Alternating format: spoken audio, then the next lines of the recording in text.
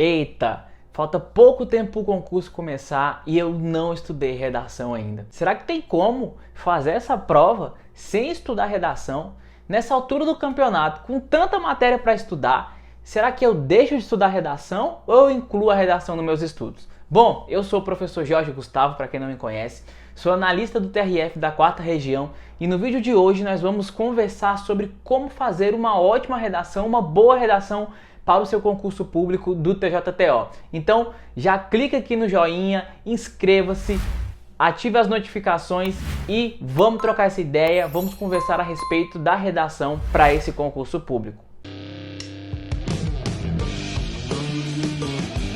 Olha só, a sua redação ela é essencial para você ser aprovado. Não existe esse negócio de sacrificar a redação, de não estudar para ela. Você precisa atingir no mínimo 15 pontos para garantir que o conjunto aí da sua prova objetiva com a subjetiva te leve até a aprovação ou pelo menos até o cadastro reserva. Então é muito importante que você não negligencie a redação. Uma vez aconteceu comigo no concurso de analista do TJDFT. Eu fiz uma excelente nota na prova objetiva, mais de 80 pontos, banca Sebrasp, mas na redação eu me dei mal e eu fui reprovado por conta da redação. Imagina a frustração, você vai bem na prova objetiva, mas chega na prova subjetiva e você não consegue pontuação e você é reprovado por isso. Então, se você está pensando em sacrificar a redação, já tira isso do seu planejamento e dá um jeito de colocar a redação nos seus estudos, nem que seja um pouquinho ali, cada dia, alguns minutinhos, mas inclua a redação. Uma outra questão é que a redação ela vale 12 pontos em relação ao domínio do tema. E a gente precisa ter arcabouço, né? A gente precisa ter conteúdo. E como é que faz para a gente ter conteúdo em tão pouco tempo entre o edital e a prova? Bom, a única forma que eu sei é através da leitura. Já que a gente tem tanta matéria para estudar, constitucional, administrativo, civil, processo civil, penal, processo penal, português, noções de administração pública, Código de Ética dos Servidores, Regimento Interno, Lei 1818, que é o Estatuto dos Servidores Públicos, enfim, já que a gente tem tanta coisa assim para estudar, não dá para inserir mais uma aula de assuntos que podem cair na prova. Então o que você deve fazer é acelerar, é otimizar o seu processo e fazer pequenas leituras todos os dias de eventuais temas que podem ser cobrados pela banca FGV. E olha, a FGV não brinca em serviço, porque pode vir tanto um tema relacionado com as matérias cobradas na sua prova, como administração de pessoas, né, administração pública,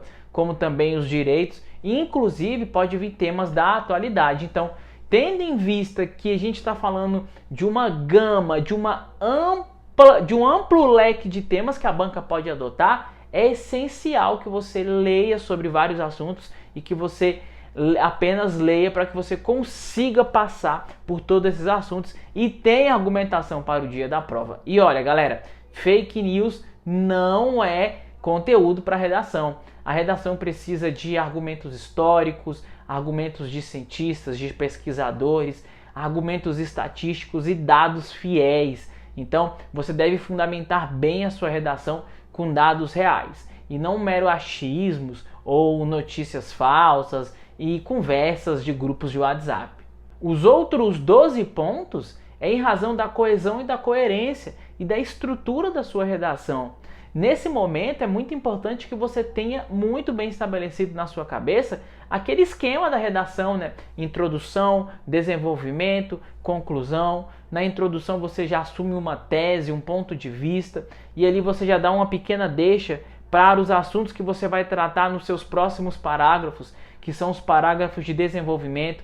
A gente tem que manter uma lógica entre a introdução e os parágrafos de desenvolvimento e também manter uma lógica, um raciocínio progressivo entre toda a redação, né, e a conclusão, trazendo ali um ponto de vista otimista, uma intervenção para uma solução concreta para aquele caso.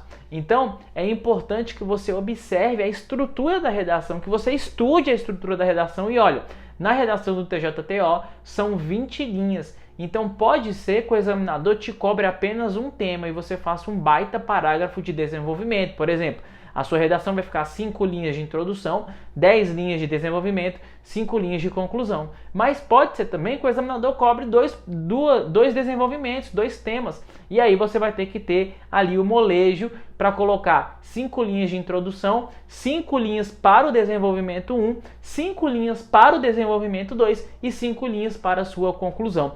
Lembrando que os conectivos, né, as conjunções, podem auxiliar nesse processo de manter a conexão, a coerência, a ligação entre os parágrafos, e que isso é muito importante, afinal são mais 12 pontos, né? Então, conteúdo 12 pontos e coesão, coerência, desenvolvimento lógico ali da redação mais 12 pontos. Só com isso você já obtém 24 pontos da sua nota. Os outros pontos, eles virão do vocabulário e da norma culta. Se você não errar, você consegue mais 6 pontos aí nessas partes específicas da redação.